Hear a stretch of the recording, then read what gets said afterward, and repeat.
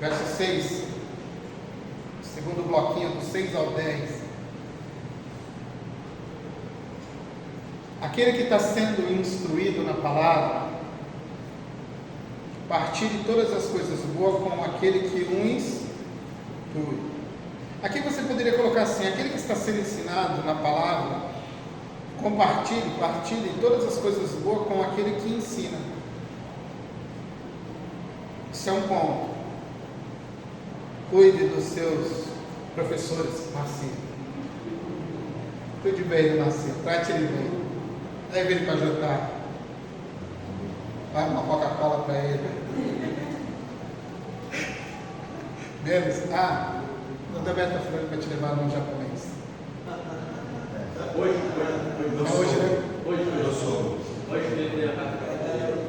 Aproveita que hoje ele pegou a carta.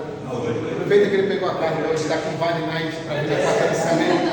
É 7 da manhã, dia. Então Paulo fala nesse texto que a comunidade, naquele contexto, a comunidade deveria cuidar dos seus instrutores. Por quê? Esses homens, naquele contexto, eles deixavam as suas profissões muitas vezes. E você está falando de um contexto de 2000 anos atrás, que as condições de vida não eram condições fáceis. Então esses homens às vezes deixavam tudo para instruir, para ensinar a comunidade. Então Paulo está dizendo aqui nesse texto que eles deveriam ser cuidados, eles deveriam ser pessoas que a comunidade deveria acolher, deveria cuidar bem dessas pessoas. Então isso sempre aconteceu. Durante a história da igreja sempre foi assim.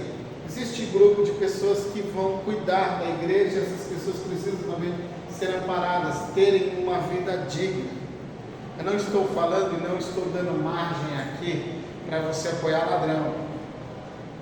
Gente sem vergonha que se apropria do Evangelho, como se apropriou dentro do Novo Testamento, você vê várias vezes isso acontecer, mas hoje também não fica de fora. Então a Bíblia, a dica diz lá, em Mateus 7, que pelo fruto você conhece a árvore. Então semeie na vida, ajude alguém que você queira ajudar, mas observe os frutos, observe a vida, balance a árvore, veja se o fruto lá é bom, semeia lá, ajuda lá, colhe, paga uma Coca-Cola para o camarada lá, ajuda ele de alguma forma.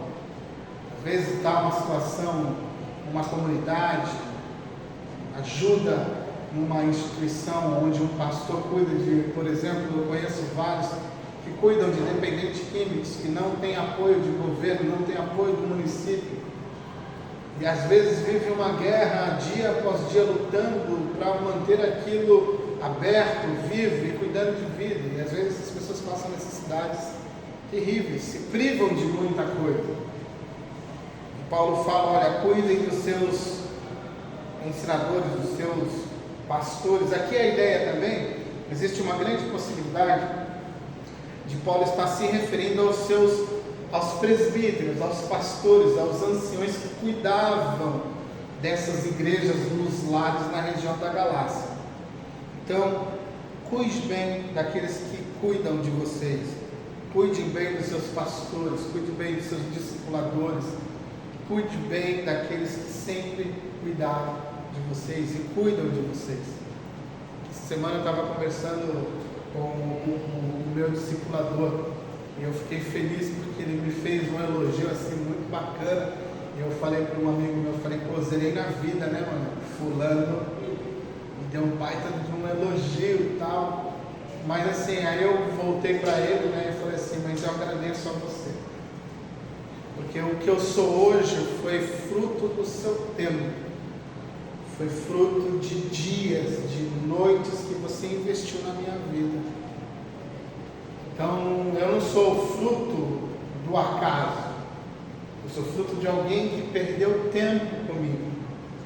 De alguém que parou e me ensinou. Alguém que disse como eu deveria caminhar, como eu deveria se portar. E eu falei assim para ele, eu continuo ainda hoje dizendo que você foi uma pessoa muito importante na minha vida. Foi anos trabalhando com você trabalhando comigo, em mim, me modificando por meio do Evangelho, me instruindo, para que hoje eu possa estar aqui. Hoje às vezes você vê eu aqui na sua frente te auxiliando, mas um dia eu fui auxiliado por alguém, e até hoje eu honro essas pessoas. Por quê? Porque um dia eu fui também auxiliado por eles, eu fui cuidado por eles. Então é assim que funciona na vida cristã. A ele, humilde do jeito que ele é, ele fala assim: toda honra e toda glória é sempre do Senhor Jesus Cristo. Eu não fiz nada demais. Eu falei: continua humilde. Não muda. Não muda. E eu falei para uma pessoa, eu falei assim: esse é um camarada que possivelmente você nunca verá nas plataformas, mas é um cara junto com a sua esposa que está mudando a vida de milhares de pessoas por aí. Você nunca vai ver o cara no grande outdoor, mas eu imagino que quando ele chegar na glória, ele vai ter uma lista assim: vem, servo bom e fiel. Entendeu? Tem essas pessoas ainda. Existem essas pessoas no reino ainda, que amam só o Senhor Jesus Cristo e nada mais. Veja só que nesse texto, e aqui fala dessa semeadura, tá? Esse contexto aqui ele é um pouquinho mal interpretado, porque a gente sempre isola ele do que está acima. Então, quando você lê o contexto, então ele fala assim: não se deixe enganar, verso 7. De Deus não se zomba, pois o que o homem semear, isso também vai colher. Quem semeia na carne, quem semeia no seu egoísmo, na sua natureza pecaminosa, vai colher destruição. Mas quem semeia para o Espírito, do Espírito vai colher a vida eterna.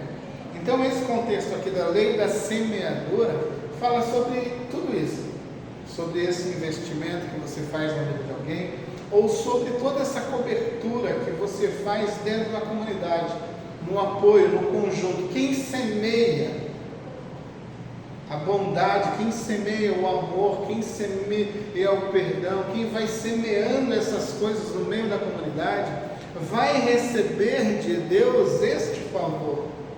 Quem trabalhou com a misericórdia vai receber a misericórdia. Quem trabalhou com o perdão vai receber perdão. Quem trabalhou com longanimidade vai receber longanimidade de volta. Faça o bem, não é isso que o texto diz? Faça o bem. Verso 9: não se canse de fazer o bem.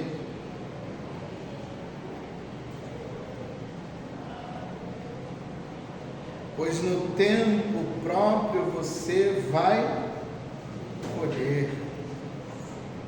Agora veja o verso 10. Enquanto você tiver oportunidade, faça o bem a todos.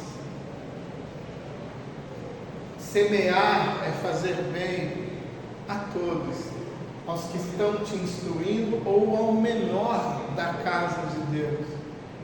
Faça o bem a todos, semeie na vida dessas pessoas, com oração, com cuidado, com discipulado. Eu não estou falando só de finanças.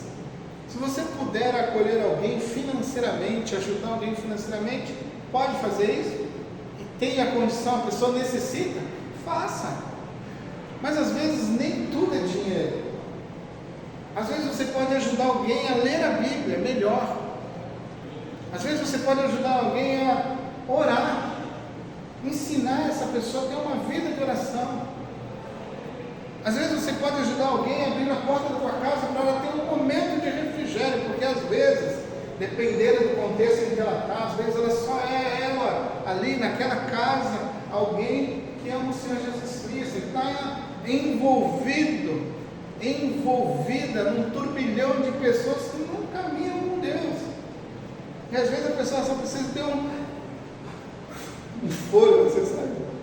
Você abre a porta da sua casa, ela entra, senta, bate um papo, toma um café, vai embora, já vai embora, mas isso tudo é bondade. Isso tudo faz parte. Vamos tomar um café junto? Eu falo que o grande problema que eu tenho aqui no Palavra de Vida, e eu não consigo ampliar isso por causa da distância. Se eu chamar alguém para tomar café lá na minha casa, eu posso... O cara já desiste na metade do caminho. Robson sabe mais ou menos onde é lá. Os meninos aqui, alguns amigos foram lá um dia lá e falaram: rapaz, isso mora longe, hein? É que para mim já ficou tão... Tipo assim, pro Robson, sempre para São Paulo, pro Robson, uma coisa como se estivesse indo daqui e ali. Porque ele vai por quantas vezes por semana, Robson? Mais ou menos para São Paulo? 5 vezes por semana. Na motinha dele. E às vezes não importa a hora. Tem vezes que o Robson pintou uma corrida agora, vou lá e buscar, fazer, entregar. Mas perguntar para o Robson, parece que é ali, né? Porque a gente se acostuma com a distância, cara. Às vezes a pessoa fala: cara, mas mora longe pra caramba, hein, cara? Eu falei: mano, mas nem sinto. Pô, não sinto.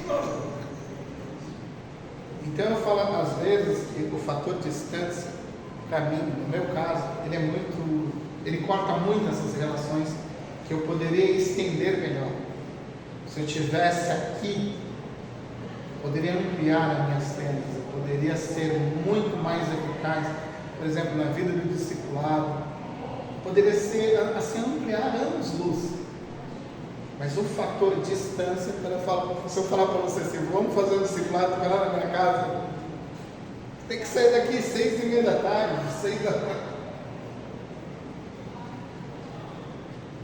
Eu peguei a minha esposa hoje, 5 horas na porta do trabalho dela. 5 horas. Nós chegamos na Balsa, era 5h25. Nós chegamos aqui, nós atravessamos o primeiro semáforo ali após a Balsa, era 6h30. Só para você ter uma noção do tempo que a gente ficou parado na Balsa. Esse trajeto só ali, nós iríamos visitar uma amiga, já ficamos por aqui. Nós fomos tomar um café na padaria ali. Que eu calculei assim: pelo menos se a gente atravessar as 6, a gente consegue fazer essa visita e chegar pelo menos umas 15. Esquece, já foi.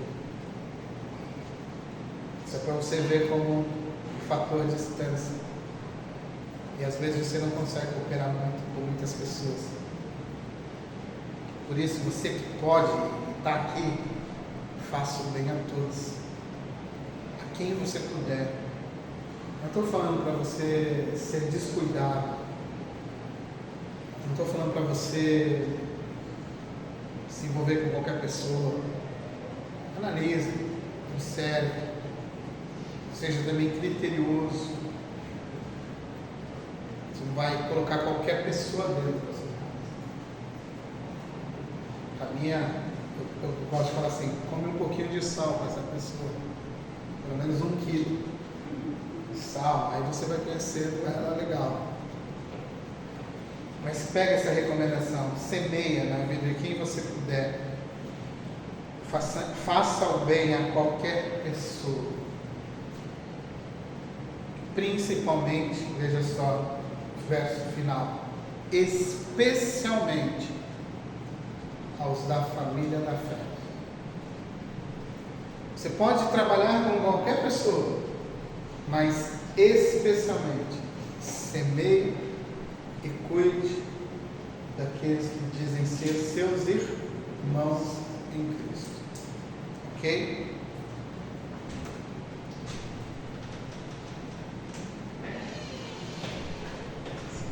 Tá.